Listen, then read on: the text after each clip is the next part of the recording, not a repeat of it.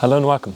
Today we're going to make my e46 run again. If you haven't checked out last week's episode, please go ahead because otherwise this one won't be making any sense. Anyways, I hope you're going to enjoy today's video. I just got help from my mom. She cycled the key and I had opened the bleeder valve and there's no fuel coming out. So either the fuel pump died or most definitely the fuel pump dried because it probably sucked itself dry and then it blocked or whatever. Now I gotta take out the fuel pump from the back seat and then check if it works. If it works, I gotta look elsewhere, and if it doesn't work, I have to order a new fuel pump. What a great start to a new project. It works and then it dies. Mint. Unfortunately for me, there's also a lot of stuff that I need to take out to check the fuel pump. Yeah, acorns here as well. Mint. Stupid mice. Well, they don't know any better. Now that both covers are off, we should actually hear it priming. I'm gonna put the key in the ignition. I hear nothing. Absolutely nothing. Since I don't hear the fuel pump humming, I'm gonna do a bit of electrical diagnosis to see if it is the fuel pump or rather the wiring. So we're gonna check with the fuse, maybe it's blown. So I'm gonna jam that in there and test with the probes. Yes, the fuse is still fine, zero resistance. Next up, the actual fuel pump wiring. I'm gonna cycle the key and for the first 2 to 3 seconds we should get 12 volts at the pump. Now we have the electrical connector here. There's 2 pins for the fuel level and 2 pins for the electrical connection to the actual pump. The 2 closer ones are for the fuel pump, so I'm gonna take my multimeter probes and jam them right in there while having it set to voltage. So this is less than ideal because the actual connector is not getting voltage, man.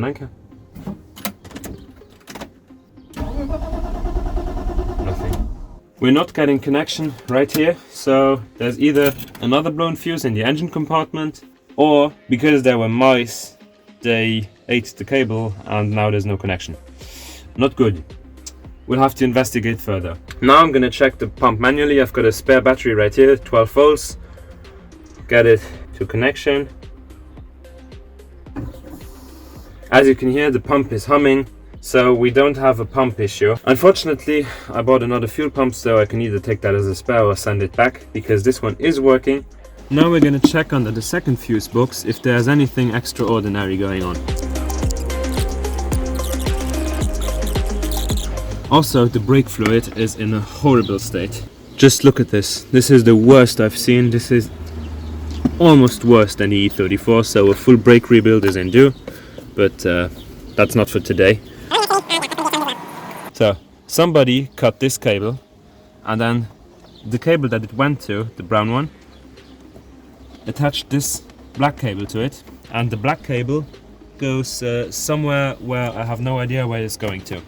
So this is really bad. I'm gonna check these fuses as well, and I'm gonna look what is the fuel pump fuse because these are Motorsicherungen, so any fuses related to the engine. So maybe it was just a fuse, but if not, I will have to get wiring diagrams and fix this mess because this is horrible, literally.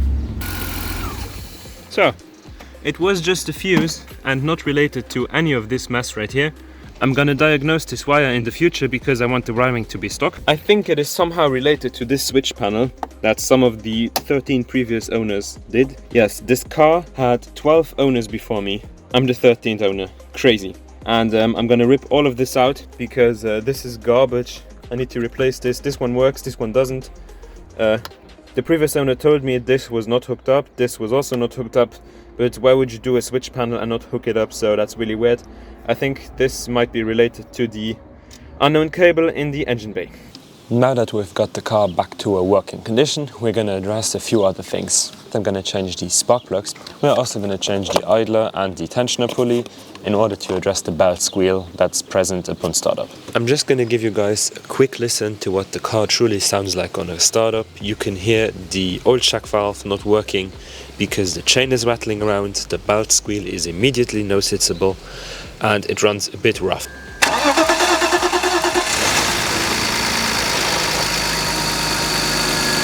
Also, the angles in today's video will be slightly worse because outside it is extremely bright and I'm currently doing subframe work on my dad's car. This is the old subframe. It would no longer pass technical inspection because it is completely corroded. And this is a used subframe. It's from a junk car, so I picked it up at a scrapyard. And this scrapyard subframe is in a million times better condition than a used subframe. The car's 10 years old, so not too good. But yeah, back to the Bimmer. To do the spark plugs on these models is fairly easy. Just take out the air filter and the housing. The air filter is disgusting AF and there's so much debris and dirt in here. So I'll give this a wet clean. Now we can remove the cabin air filter housing. Just the two clips right here. Take away the grommets. Pull up and out. Easy as that. Now we have access to all the individual coils. I always note which one goes where. I'm gonna disconnect the clips.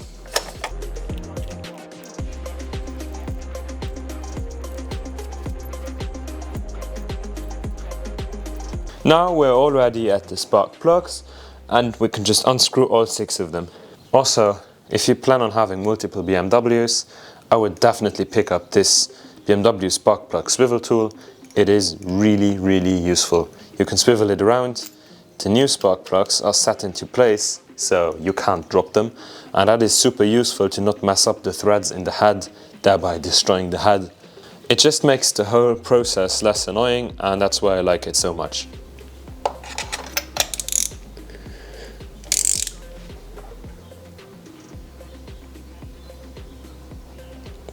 These are either way too tight or haven't been off in ages. Yeah, this is way too tight. Please don't tell me somebody over-torqued them and destroyed the threads. That would be bad news. Yeah, this one fortunately wasn't as tight, but still. I think these have been in there for a very long time.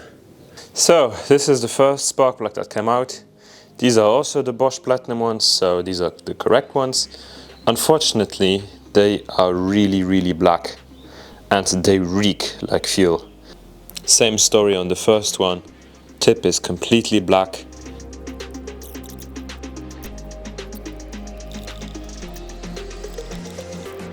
Yeah. This will definitely transform how the car is running. Not good. This is really terrible condition.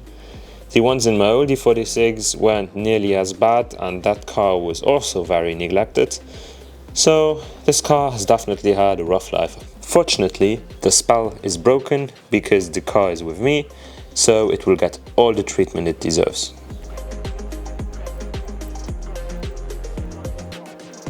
Now 28 newtons for every single spark plug.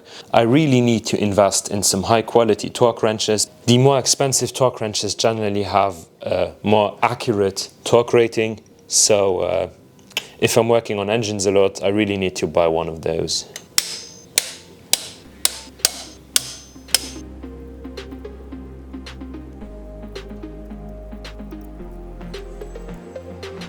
As for the reason why these plugs were so fouled out, well, I think it is because one of the vacuum lines is broken. I've bought meters of vacuum line, so we'll address that in the future. There are many reasons for vacuum leaks on M54s.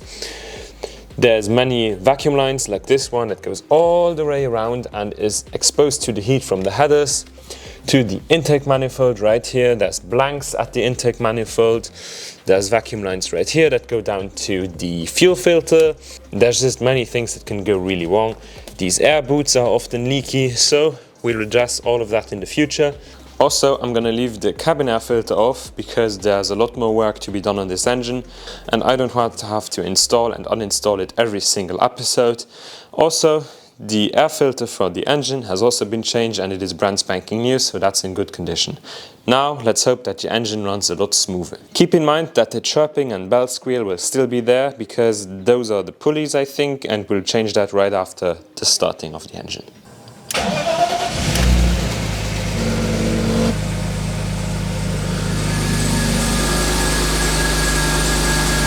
I don't know about you, but I think this has made a nice difference.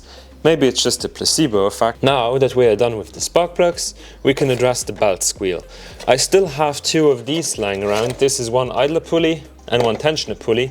These are backups from my old e46 because I ordered the wrong ones. Yeah, I just hope these fit because these should be for the M54. I've just let the car idle for a bit so that it can warm up and I can check if it runs better or not. And when cold it runs better, but now when warm there is a misfire noticeable and the check engine light came back, so we'll read that out. Unfortunately, every single code we deleted in the last episode came back. Too lean, too rich, that's normal, we've got an air leak somewhere, so we'll need to track that down ASAP. I knew that, but unfortunately crankshaft sensor, circuit intermittent fault. I think the previous owner told me that he changed the camshaft sensors, so I'll get back in touch with him and ask him if he changed the cam or crankshaft sensors, because that's relevant info. And then I'll have to see what I can do there. Also, I'm going to fire the car up. It runs better, but unfortunately there's this misfire, which is probably linked to one of the codes that you've seen right here.